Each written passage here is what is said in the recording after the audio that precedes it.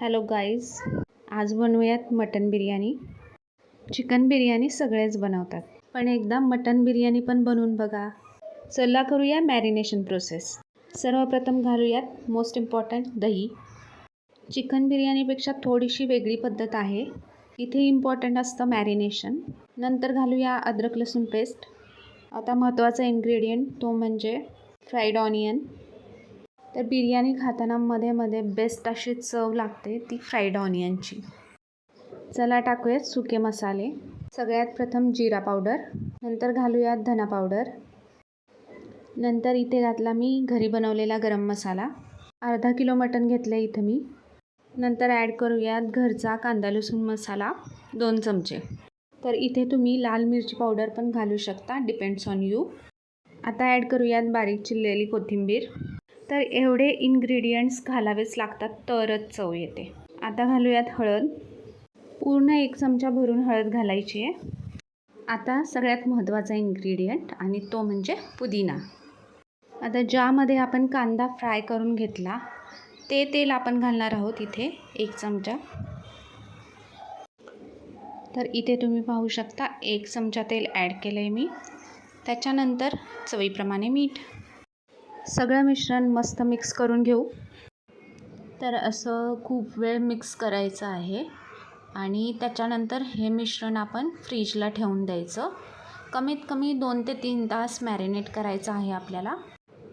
जास्तीत जास्त 4 तास पण तुम्ही ठेवू शकता आणि मॅरिनेशन चांगलं मुरलं तर मटण चांगलं शिजतं आणि प्रत्येक पीसला त्याची चव उतरते. तर आता हे मिक्स करून झालेलं आहे. आता आपण हे फ्रीजला ठेवून देऊ. नंतर इकडे मी राईस शिजायला घातला. ह्याच्यामध्ये घातलं होतं ऑइल, जिरा, आवडीचे खडे मसाले आणि मीठ. त्याच्यानंतर 2 ते 3 तासांनी कढई ठेवू आपण. कढई गरम झाली की 2 ते 3 चमचे तेल घालूया आणि तेल मस्त गरम झालं की मग त्यात टाकूया जिरे. एक बारीक चिरलेला कांदा लाल होईपर्यंत परतून घ्यायचा.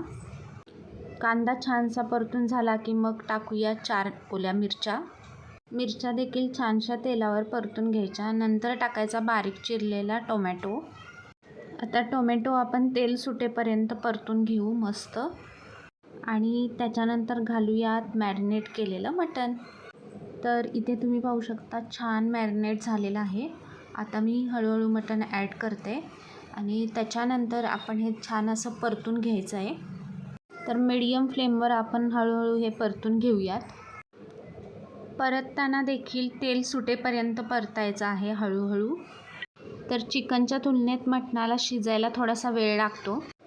तर एक वाफ घ्यायची, परत झाकण ठेवायचं, थोडंसं पाणी टाकायचं आणि पाणी टाकताना पण गरम पाणी टाकायचं आणि असं मीडियम फ्लेमवर आपण ठेवून द्यायचं. मग असं आपल्याला कमीत कमी 1 तास लागतो मटण शिजायला. तर इथे मी कढई बदलली कारण ती छोटी पडत होती आणि मग असा राईस ॲड करून घ्यायचा वरती. एक थर दिल्यानंतर आपण याच्यामध्ये कोथिंबीर, काजू वगैरे टाकू शकतो. फूड कलर टाकू शकतो. तर असा कमीत कमी पाव किलो राईस घेतला होता मी, तो असा ॲड करून घेतला. त्याच्यानंतर घातलं केसरचं पाणी. आता घालून घेऊयात बारीक चिरलेली कोथिंबीर. तर भरपूर अशी कोथिंबीर घालून घ्यायची आहे. आता गॅस मिडियम फ्लेमवर करून घ्यायचा. त्याच्यानंतर इथे मी घातला फूड कलर. आता ह्याच्यानंतर येणारी प्रोसेस म्हणजे सगळ्यात महत्त्वाची प्रोसेस, ती म्हणजे बिर्याणीला दम देणे. तर काय करायचं, आपल्याकडे जो पण पातळ तवा असेल तो कढईच्या खाली ठेवून द्यायचा. त्याच्यानंतर तुमच्याकडे जर ॲल्युमिनियम फॉईल किंवा बटर पेपर असेल त्याने कढई पूर्ण कवर करायची आणि नंतर त्याच्यावर झाकण ठेवून द्यायचं. झाकणावर काहीतरी वजनदार वस्तू ठेवायची. गॅस ठेवायचा आहे मीडियम फ्लेमवर.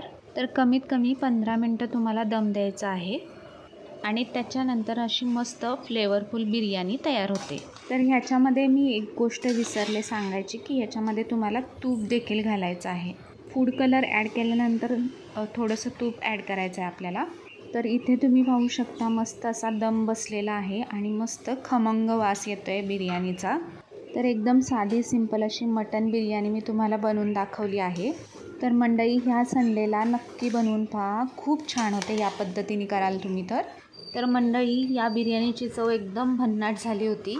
मी तुम्हाला एक्सप्लेन नाही करू शकत, तुम्ही करून बघा. व्हिडिओ आणि रेसिपी आवडली असल्यास लाईक आणि शेअर नक्की करा. तर पुन्हा भेटूयात आपल्या पुढच्या व्हिडिओमध्ये. तोपर्यंत एका संडेला ही बिर्याणी बनवून बघा. See you, bye.